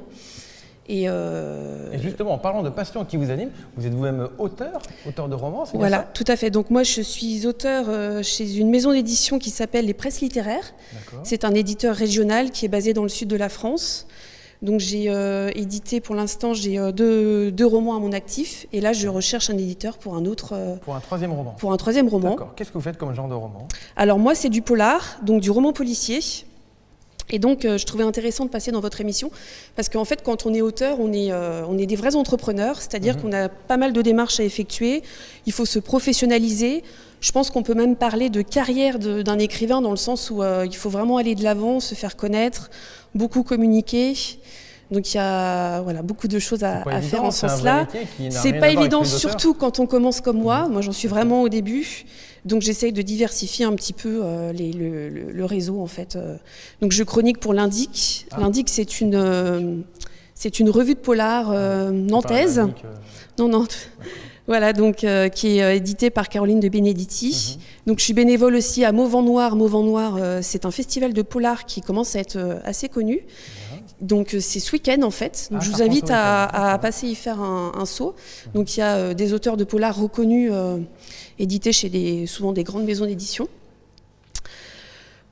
Voilà. D'accord, très bien. Alors comment est-ce que vous arrivez à concilier justement le métier d'être entrepreneur? Comment on peut arriver à concilier ça, entrepreneur et auteur? Ça veut dire que concrètement, dans une journée, vous dites de 8h à midi, j'écris, de 14h à 17h, je fais mon métier d'entrepreneur? Alors moi, j'écris le matin parce qu'au niveau de l'esprit, on est plus frais, on va dire. Et ensuite, c'est les week-ends qui sont beaucoup pris, donc à faire des séances de dédicaces, des salons. Donc moi j'ai eu le plaisir de pouvoir dédicacer à la librairie Coiffard, donc voilà, pour un auteur qui commence, j'étais assez satisfaite. Petite parenthèse, la plus vieille librairie de Nantes. Voilà, tout à fait. Quel âge? Plus de 100 ans? Plus de 100 ans, donc de l'anniversaire c'était il y a quelques années, là, c'était récemment. Voilà. Ok, très bien. Et donc pour pouvoir concilier ces deux choses-là, je veux dire, vous utilisez des outils, il y a un temps qui est fait chaque journée pour pouvoir développer. Il faut vraiment écrire tous les jours et surtout, ce qu'il faut faire, c'est réécrire en fait. C'est-à-dire que le premier jet n'est jamais le bon. Donc ça demande énormément de temps. Moi, je fais beaucoup de veille, je lis beaucoup la presse quotidienne régionale. Là, par exemple, pour le dernier roman que j'ai écrit, j'ai étudié des rapports d'Interpol sur l'environnement, parce que c'est un roman qui est en lien avec l'environnement. Donc il faut beaucoup se documenter, il faut beaucoup écrire et il faut beaucoup réécrire. Et après, il faut chercher un éditeur et il y a des astuces un petit peu pour être en haut de la pile. Voilà, il faut leur parler, il faut montrer qu'on est prête à aller communiquer, à aller présenter ce qu'on fait, quoi. Parfait. Et il faut des soutiens, j'imagine? C'est important, les soutiens? Mon soutien, c'est les romanciers nantais. Donc, voilà. C'est votre réseau, au moment où vous vous soutenez entre vous pour pouvoir... Tout à fait, on se soutient entre nous. Voilà, on s'échange des petites astuces, des contacts. Et puis, on essaie de grandir ensemble, en fait. D'accord. Vous avez des projets régulièrement, comme Mauvent Noir? Alors, Mauvent Noir, nous, c'est surtout, en fait, des dédicaces au passage de la Pommeraye et aux Folles Journées. Ok, c'est quoi? Et puis aussi, j'ai oublié de parler de nos recueils. Donc tous les ans, en fait, tous les 2 ans, on édite des recueils de nouvelles. Donc le dernier s'appelle Les Écrivains de Nantes, pardon. Les Écrivains de Nantes. Voilà, Les Écrivains de Nantes. Et donc on est une trentaine et on participe en fait. Chacun écrit une nouvelle et ensuite on essaye de faire sa promotion. Et il y a un recueil qui a très bien marché, c'est Magie Loire. Donc Magie Loire, où il y a eu un recueil aussi sur les Folles Journées. Ok, alors les prochaines séances de dédicaces, des romanciers? Alors là, avec la crise sanitaire, c'est un petit peu compliqué. Le passage Pommeraye, c'est au mois de juin, mais ça a été annulé. Et donc là, ça va être au mois de septembre. Au mois de septembre, ouais, tout à fait. On retrouve. Alors, passage Pommeraye, c'est au mois de juin. Mais au mois de septembre, j'ai oublié ce que c'était. C'est la balade des ateliers de Chantenay. Au mois de septembre, voilà, la balade des ateliers de Chantenay, on va retrouver les romanciers nantais. Tout à fait. Oui, en partie, oui. Donc on est dispersés dans différents commerces à Chantenay.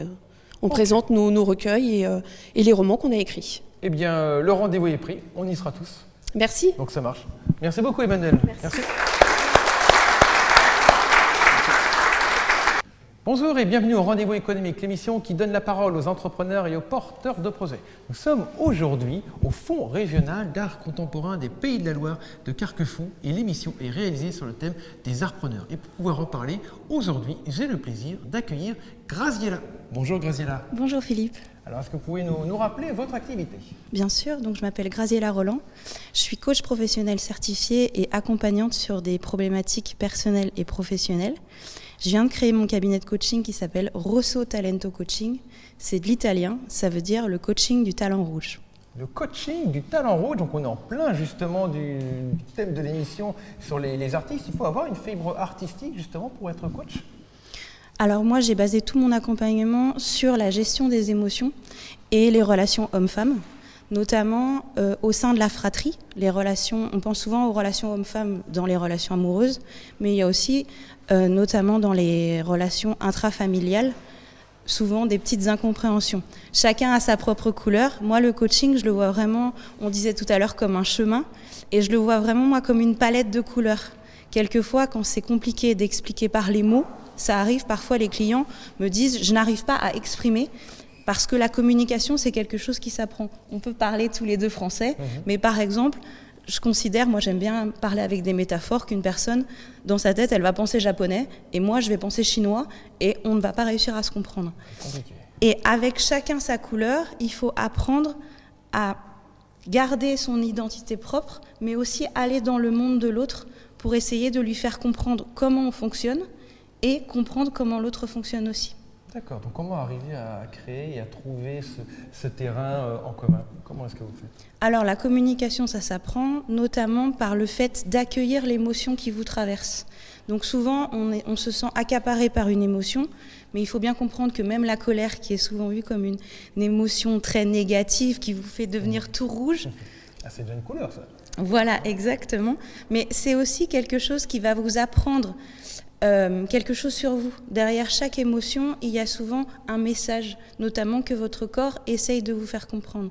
Si on prend l'exemple de la colère, souvent c'est en réaction à une injustice. Donc réagir à une injustice, c'est quelque chose de positif. Donc il ne faut pas voir la colère comme quelque chose de négatif. D'accord, on peut avoir une colère positive, c'est ce que vous nous dites. Tout à fait. Tout élément, tout sentiment peut justement être transformé de manière positive, constructive, et c'est là-dessus, sur ces bases-là, que vous construisez le parcours de coach et que vous aidez les personnes? Oui, derrière chaque émotion, il y a un besoin. Et les personnes, souvent, on vit dans un monde qui vit à 100 à l'heure. On vivote partout, métro, boulot, dodo. Et souvent, on ne prend pas le temps de se poser. Et vraiment, le coaching, c'est un temps pour se poser tout de suite, maintenant, de quoi j'ai besoin. Qu'est-ce qui me manque? Quelle est vraiment la chose qui pourrait me faire avancer? Et le coaching, c'est vraiment ça. Et souvent, ça passe aussi par les émotions. Et quand les gens n'arrivent pas à me décrire, je leur dis, mais comment tu te sens? Ben, je ne sais pas. Eh bien, donne-moi une image, donne-moi une couleur, donne-moi une citation, quelque chose, ou même un livre, un titre de livre qui pourrait te faire comprendre et me faire comprendre dans quel état émotionnel tu te trouves. D'accord. Alors pourquoi la couleur rouge? Puisque c'est dans la formation. Est-ce que c'est une couleur qui revient régulièrement dans les émotions? Alors en fait, moi j'ai toute une histoire avec le rouge qui était une couleur en fait que ma mère détestait. Et donc c'est une couleur que je me suis interdite de porter pendant très longtemps. Et puis un jour, pendant ma formation de coaching, je me suis rendu compte que j'y pouvais rien, c'était ma couleur préférée. Et c'est une couleur qui est très... C'est pas comme le bleu où tout le monde aime le ciel bleu. Le rouge, c'est vraiment une couleur qu'il faut savoir affirmer. Souvent, quand les gens me disent « oui, mais le rouge, c'est la colère », je leur dis « oui, mais le rouge, c'est la vie, c'est le feu intérieur qui vous anime. » C'est l'audace, c'est Louboutin avec les semelles rouges, c'est Ferrari avec la vitesse. Et c'est une couleur qu'il faut apprendre, comme je dis souvent, à accueillir et à accepter, et aussi à accepter de s'affirmer dans sa différence. Et c'est quelque chose parfois qui est difficile quand on se voit dans le regard des autres et on se dit « Ouh là là, est-ce que je vais réussir à dire ce que j'ai à dire profondément ?» Et moi, le rouge m'a permis de réussir à dire ce que j'avais à dire profondément. D'accord. Acceptez votre couleur avec Graziella Roland. Où est-ce qu'on vous retrouve sur Internet? Alors, vous pouvez me retrouver sur les réseaux sociaux, sur ma page LinkedIn, Graziella Roland, ou sur mes 2 pages Facebook et Instagram, Rosso Talento Coaching. Rosso Talento Coaching. Bravo. Merci Graziella. Merci beaucoup.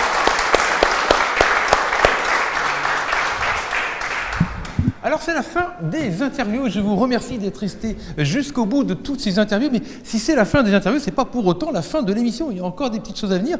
Donc je vais juste faire un bref aparté. Qu'est-ce qui, après la fin de l'émission, je vais vous expliquer comment on peut devenir partenaire de l'émission et puis bénéficier de nombreux avantages. Mais avant, il va y avoir une petite aparté, particulière puisqu'elle va être réalisée par l'un de nos intervieweurs qui n'est pas encore intervenu et il va intervenir sur la Punch Minute. Qu'est-ce que c'est que la Punch Minute? La Punch Minute, eh bien, c'est justement raconter ce qui vous est arrivé, raconter une histoire vécue en moins de 60 secondes, une histoire vécue dans les 7 jours qui sont venus. Et c'est Frédéric Pau, sous vos applaudissements, qui va mener cette Punch Minute. Alors, qui veut passer en premier pour cette Punch Minute et nous raconter quelque chose, un élément positif qui est arrivé dans sa vie? Vous avez 60 secondes. Maël, tu as levé la main, je crois. Alors, viens Maël. Maël va vous montrer justement. T'as vu ça, hein? T'as pas le choix, hein, c'est dur. Hein. En fait, alors le truc, tu nous racontes un événement heureux qui t'est arrivé cette semaine, ou dans les 15 derniers jours, tu vois. Par exemple, un client qui a découvert. Je peux enlever le... Oui, tu peux enlever. Et pendant ce temps, vous réfléchissez. Vous réfléchissez, hein. Vous levez la main. Personne n'échappera à la Punch Minute. François Xavier n'est pas intervenu. Non. Il y en a qui sont cachés derrière le tableau, là, je crois, non? Et ça dure 60 secondes. Exactement, moins de 60 secondes. T'as moins de 60 secondes. Ouais. Attention, vous êtes prêts? C'est la Punch Minute, c'est le festival des interviews avec Frédéric Pau. Clap! Alors cette semaine, j'ai eu le très grand bonheur de livrer la Fontaine aux Bretons à Pornic, qui est un gîte d'exception. On a fait connaissance durant comment on appelle ça, une réunion de réseautage. Et le contact a tout de suite matché. Il se trouve que la responsable du magasin que j'ai rencontré est fille de charcutier et je suis charcutière. Et c'est vraiment ce qui nous a mis... ce qui a fait le point commun entre nous et du coup je suis très contente maintenant d'être présente dans le magasin de ce gîte d'exception sur la côte. Parfait, super. Eh ben c'est top. Vous voyez, moins de 60 secondes. Merci beaucoup Maëlle. Qui veut faire une Punch Minute? Une Punch Minute par ici? Il y a Guillaume qui s'est... Pas d'idée pour la Punch Minute. T'es prêt? Ah, Guillaume est prêt. Attention, hein. J'en ai une depuis le club. Ah, super. La Punch Minute sous vos applaudissements. Clap. Alors du coup moi cette semaine j'ai eu la chance hier d'avoir le plaisir d'avoir été reconnu certifié pour faire des formations pour adultes. Donc voilà, j'ai passé une certification pour être formateur et le but c'est de vous former pour l'iconographie, la lecture d'images et les prises de vue. Voilà. Merci. C'est génial, merci Guillaume. Merci Guillaume. La Punch Minute, Florence. On reste là. Florence et son sourire, 60 secondes. Alors moi, je voudrais vous dire que j'ai vécu un moment extraordinaire cette semaine. On a été avec Jonathan, si présent, invité à Montpellier pour la sortie officielle d'un livre qu'on a coécrit avec une centaine de personnes et qui s'appelle 2020 à l'ombre du virus. Et en fait qui raconte tout ce qu'on a pu traverser les uns et les autres au travers de notre confinement. Voilà, donc c'est une vraie aventure humaine, pleine de richesses, pleine de partage, qui nous a fait voyager jusqu'à Montpellier pour l'inauguration et qui nous a permis de rencontrer des personnes fabuleuses de tous horizons. Merci Florence. Merci. Merci beaucoup Florence. Merci. Qui n'a pas eu sa Punch Minute? Il y en a encore quelques-uns qui n'ont pas eu leur Punch Minute. Tu me disais, Jonathan? Tu me disais, Bruno? Oui. C'est comment? Caroline. Ah, merci Caroline. En plus on se connaît. En plus, vous elle est connaissez? pas intimidée par... C'est pas vrai. Caroline, 1 minute, clap.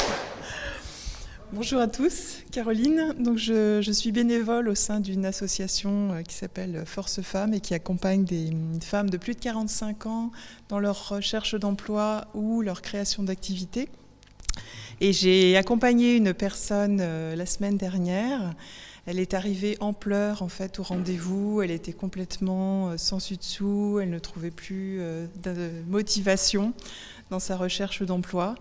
Et ce qui est positif, c'est qu'à la fin de la séance, elle était en joie, elle était redynamisée, elle était motivée pour continuer, poursuivre ses recherches. Donc c'était une grande satisfaction, et pour elle, bien sûr, et pour moi. Voilà, merci. Bravo.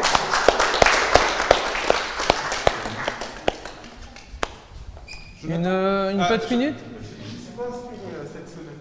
D'accord, ok. J'en fais une. Allez, bravo. Ce coup-ci, je suis de l'autre côté du micro. Donc moi, la Punch Minute... Non, pardon. Non, mais j'ai double micro. Attends, j'ai double micro, moi. Ah oui, pardon. C'est pas La grave. Punch Minute. Clap? Oui, bon, c'est pas grave. C'est pas grave. 1 minute avec Pascal. Oh, ce sera moins d'1 minute, mais bonjour tout le monde. Moi, je voulais partager une joie depuis que je fais les interviews, parce que je vois plein de chefs d'entreprise et des artisans et des artistes. Et je trouve ça génial, et je voulais partager ma joie de vous voir tous les vendredis matins au rendez-vous économique. Merci. Bravo. Ah oui, tous les vendredis matins au rendez-vous économique. Toi, t'en as une aussi? Non, moi j'ai rien préparé, moi. Ah non, mais moi je parle tout le temps devant la caméra, il faut qu'il y ait d'autres personnes à passer devant la caméra. Ah, bravo. On y prend goût. On y prend goût. Allez, la Punch Minute. Clap. Alors moi je voulais partager, cette semaine je suis tombée par hasard sur une ancienne cliente que j'ai accompagnée et ça m'a fait super plaisir parce qu'elle m'a dit combien je lui manquais et comment elle était satisfaite et ravie de me revoir et qu'elle aimerait qu'on puisse retravailler ensemble. Donc j'étais super contente, voilà. Parfait. Ah voilà. C'est parti. Allez, c'est reparti. C'est bon ? Bonjour. Moi, je voulais partager une joie que j'étais ce week-end avec des amis. Et en fait, on était tout un groupe, des garçons et des filles. Et en fait, immanquablement, il est arrivé la discussion à notre âge des ruptures, des relations, etc. Et j'ai partagé avec eux un outil de coaching que j'aime beaucoup qui s'appelle les 5 langages de l'amour. Et en fait, c'était vraiment hyper intéressant parce que dans une discussion très très informelle sur des problématiques vraiment de la vie de tous les jours, j'ai pu leur donner un éclairage. Et c'est ça que j'aime beaucoup dans le coaching, c'est que ce soit dans l'entreprise, dans la vie de tous les jours ou même chez le boulanger, vous pouvez utiliser toujours des outils qui peuvent améliorer le quotidien et la vie des personnes. Et ça, je trouve ça vraiment super chouette. Merci. Donc, merci. C'est top. Merci. Merci beaucoup. Comment ? Ah bah oui, bien sûr. Punch minute avec... À 2. Oula, c'est plus compliqué. Si. Allez, clap. Eh bien, moi, ma punch minute, donc, c'est d'avoir pu revoir Monsieur Lambert, puisque je l'ai rencontré dans le cadre de mon bénévolat pour une association qui s'appelle Corée à Nantes. Et j'ai pu découvrir donc, le parc de Mouzeil, qui est vraiment magnifique, tellurique. Il y a vraiment une âme dans ce parc. Et donc, je suis ravie aujourd'hui d'avoir pu revoir Monsieur Lambert, qui a du talent et que j'aime beaucoup. Merci. Moi, je vais continuer alors. Très bien.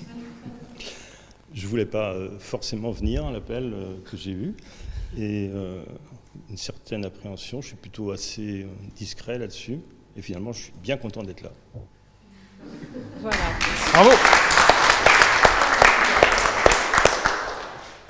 Oh, mince, ça va, j'ai rien. Bravo. Est-ce qu'il y a une... Ah bah oui, pardon. Emmanuel, allez-y. Ah bah oui, c'est vrai. Les artistes à l'honneur. Oui, donc mon moment, moi, cette semaine, déjà, c'est de vous accueillir. C'était un moment assez particulier, parce que c'est pas tous les jours qu'on accueille des entrepreneurs. Et puis, grâce à cette rencontre, j'ai pu revoir Raphaël Zamora, qui est artiste ici, et on s'était pas vu depuis un moment, et ça m'a fait vraiment très plaisir.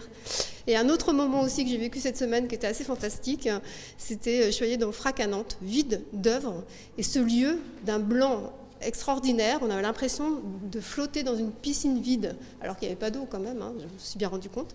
Et voilà, donc c'était un moment fantastique. En tout cas, merci au Rendez-vous économique pour m'avoir fait revoir Raphaël ici présent. Merci beaucoup. Merci. Eh bien, merci à vous tous pour vos témoignages. Est-ce qu'une autre personne veut participer ? C'est sûr, pas de regret, hein ? Non, je plaisante. Ah oui, non, mais vas-y, je rigole. Il y a un truc qui m'a fait un signe, un truc qui m'est venu. Profitant des vacances. C'est ça, merci. C'est ça. Eh bien, ma punch minute, c'est très simple, c'est que j'ai rencontré un client qui m'a fait confiance. Il m'a dit, ce serait bien que tu viennes samedi soir à ma soirée. Et j'ai dansé sous la Tour Eiffel toute la soirée. Et le lendemain, j'étais au conseil municipal, pas au conseil municipal, mais j'étais pour les votes. Et j'ai dit, j'ai dansé sous la Tour Eiffel. Mais t'as été à Paris ? J'ai dit, non, j'étais à Chambretot. Ah bon, à Chambretot ? Il y a une Tour Eiffel à Chambretot. Et j'ai dansé sur une tour Eiffel qui était éclairée, sous une musique un peu techno. Et c'est ça aussi le métier d'entrepreneur, c'est de se faire inviter par des clients et d'être dans des endroits magiques, parce que ce monsieur est vraiment magique. Il a offert à Chambretot une tour Eiffel à l'échelle 1/30, un dixième. Voilà. Elle fait 30 mètres de haut et c'est incroyable. Donc je vous invite à aller la voir. Ça s'appelle le Ludilab. Voilà. Le Ludilab. Est-ce qu'il y a une autre punch minute ? Ah, d'accord. Ça n'arrête pas. Je l'avais dit. Ah oui. Il y a un temps de... C'est ça, le choix. Bonjour, moi je voudrais partager un super moment que j'ai vécu hier soir avec une de mes clientes que je suis depuis plusieurs mois en danse et en massage, qui m'a partagé les bienfaits de l'accompagnement en danse parce qu'elle a reconnu avoir débloqué énormément de choses dans son corps et elle a développé un nouveau rapport avec son corps, avec sa féminité et j'ai trouvé ça comme partage hyper puissant. Voilà. Bravo. Bravo, bravo. Bon, là, cette fois, je crois que tout le monde est passé, là. Ou une autre personne? Non? Eh bien, ah oui, ah bah Nicolas. Nicolas est parmi nous. C'est bon là? Donc moi, ma punch minute, je pense qu'elle est journalière, c'est quand je viens revoir mes clients avec le bilan retraite terminé et qu'on leur a d'une part récupéré de l'argent qui leur est dû et qui n'était pas reporté sur leur carrière, et surtout quand on leur a éclairé le chemin sur les différents choix qui vont s'ouvrir à eux pour tout à chacun au moment de la retraite. Quand on est dirigeant, il y aura des arbitrages à faire. Et c'est ma première satisfaction, c'est de voir le sourire de mes clients chaque jour. Voilà. Merci à vous.